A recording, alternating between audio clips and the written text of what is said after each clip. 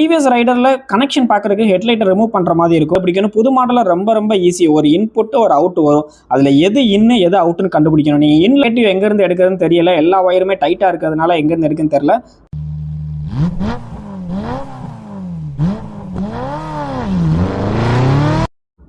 வணக்கம் நண்பா, நான் உங்க எம்கே. இன்னைக்கு இந்த வீடியோவில் டிவிஎஸ் ரைடரில் மினி டிரைவ் லைட்டை எப்படி ஃபிக்ஸ் பண்ணலாம் அப்படிங்கிறத பார்க்க போகிறோம். நம்ம சேனல் புதுசாக இருந்தால் மறக்காம நம்ம சேனலை சப்ஸ்கிரைப் பண்ணிடுங்க. நம்ம சேனலில் பைக் சம்மந்தப்பட்ட நிறைய வீடியோ அப்லோட் பண்ணிட்டு இருப்போம், அதுவும் நம்ம மொழி தமிழில். இந்த ப்ராடக்ட் உங்களுக்கு வேணும் அப்படின்னா நம்ம மோட்டோ கடையில் அவைலபிளாக இருக்குது. எல்லா சோஷியல் மீடியா லிங்க்கும் கீழே கொடுத்துருக்க. மறக்காமல் ஆஃபர் அப்டேட்டுக்கு நம்ம மோட்டோ கடையை ஃபாலோ பண்ணிக்கோங்க. நம்மக்கிட்ட ஸ்டார்டிங் மினி டிரைவ் 250லேருந்து 7000 வரைக்கும் நம்மகிட்ட அவைலபிளாக இருக்குது. ஸோ டிவிஎஸ் ரைடரில் கனெக்ஷன் பார்க்குறதுக்கு ஹெட்லைட்டை ரிமூவ் பண்ணுற மாதிரி இருக்கும். மேலே ஒரு போல்ட்டு, கீழே ஒரு போல்ட் இருக்கும். நம்மளுடைய சிம்பா ஆர்டிஆரில் ஹெட்லைட்டு கீழேயே தெரியாத மாதிரி ஃபிக்ஸ் பண்ணியிருக்கேன். அந்த மாதிரி தான் இதிலே ஃபிக்ஸ் பண்ணுறதுக்கு பிளான் பண்ணியிருக்கேன். ஓகே, இப்போ லைன் கண்டுபிடிக்கிறதுக்காக வண்டியை வந்து ரிமூவ் பண்ணியாச்சு. எல்லா வண்டியிலுமே கீ செட்டில் இருந்தால் லைன் எடுக்கணும். அதாவது வண்டிக்கு பேட்டரியிலேருந்து வரக்கூடிய லைன் ஃபஸ்ட்டு சாவிக்கு போகும். சாவி ஆன் பண்ணதுக்கப்புறம் வண்டியோட மற்ற எல்லா சர்க்கியூட்டுக்கும் போகும். ஸோ அந்த லைனை தான் கண்டுபிடிக்கணும். புது மாடலில் ரொம்ப ஈஸி. ஒரு இன்புட்டு ஒரு அவுட் வரும். அதில் எது இன்னு எது அவுட்னு கண்டுபிடிக்கணும். நீங்கள் இன்ல கொடுத்துட்டீங்கன்னா வண்டி ஆஃப் பண்ணி இருக்கும்போது லைட் எரியும். அதை கண்டுபிடிக்கிறதுக்கு நீங்கள் எந்த லைட்டை ஃபிக்ஸ் பண்ண போறீங்களோ, ஹெட்லைட்டுக்கும் சேம் ப்ராசஸ் தான்.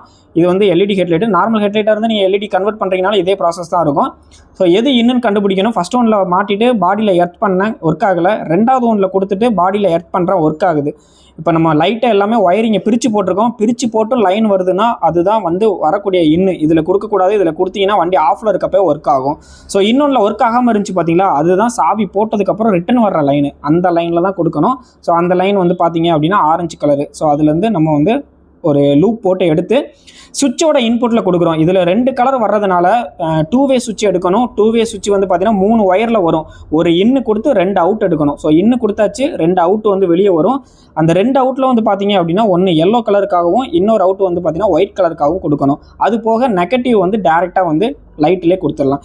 2 செட் ஆஃப் பீஸ் 2 லைட்டு வரும். 2 லைட்டோட பாசிட்டிவும் ஜாயின் பண்ணிடுங்க, நெகட்டிவும் ஜாயின் பண்ணிடுங்க. நெகட்டிவ் கண்டுபிடிக்கிறதுக்கு தான் நான் என்னெல்லாமோ தேடி பார்த்தேன்.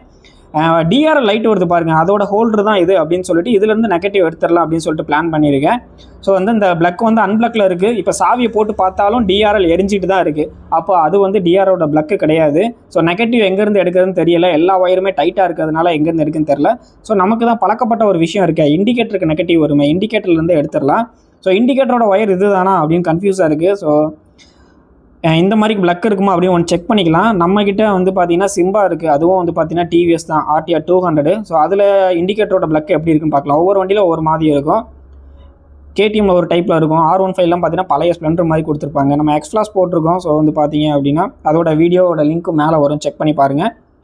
சேம் இதே ஹோல்டர் தான். அப்போ அது வந்து நெகட்டிவ் தான். ஒன்ஸ் அதையும் செக் பண்ணி பார்த்துக்கலாம் அப்படின்னு சொல்லிட்டு லைட்டில் தனியாக வச்சுருக்கேன். நான் ஹார்ன் கிளாம்பை போட்டு கீழே ஃபிக்ஸ் பண்ணியிருக்கேன். அடிஷ்னலாக எந்த ஆல்ட்ருமே பண்ணலை, வீட்டில் இருக்கக்கூடிய பொருளை வச்சே பண்ணியாச்சு.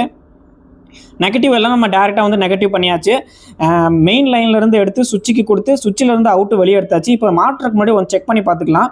சுவிட்சோட ஒரு சுவிட்சை ஆன் பண்ணிங்கன்னா ஒரு கலரும், கீழே போட்டிங்க அப்படின்னா இன்னொரு கலர் வர்ற மாதிரி பண்ணியாச்சு. ஃபைனலாக ஹெட்லைட்டு கீழே தெரியாத மாதிரிக்கு கரெக்டான பொசிஷனில் ஹேண்டில் பார் திருப்பும்போது லைட் எங்கே அடிக்குமோ அதே மாதிரிக்கு மினி டிரைவ் அடிக்கிற மாதிரி செட் பண்ணியாச்சு.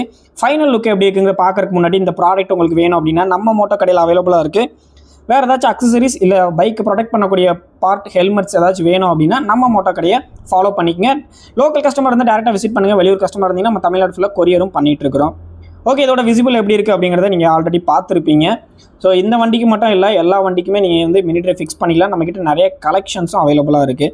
என்னை பொறுத்த வரைக்கும் பார்த்தீங்கன்னா எல்லோ வந்து லோ பீம், அதாவது கீழே அடிக்கிற மாதிரி செட் பண்ணியிருக்கேன். நீங்கள் ஃபாக்கான இருக்கக்கூடிய இடத்துல போனீங்கனாலும் உங்களுக்கு பக்காவாக இருக்கும். ஒயிட் வந்து ஸ்ட்ரைட்டாக த்ரோவாக லாங் அடிக்கிற மாதிரியும், ஆப்போசிட்டில் யாராச்சும் டிம் அடிக்கலை அப்படின்னா அவங்களுக்கு ஒயிட்டு போட்டிங்கனாலும் டிம் அடிக்கிற மாதிரி செட் பண்ணியிருக்கேன்.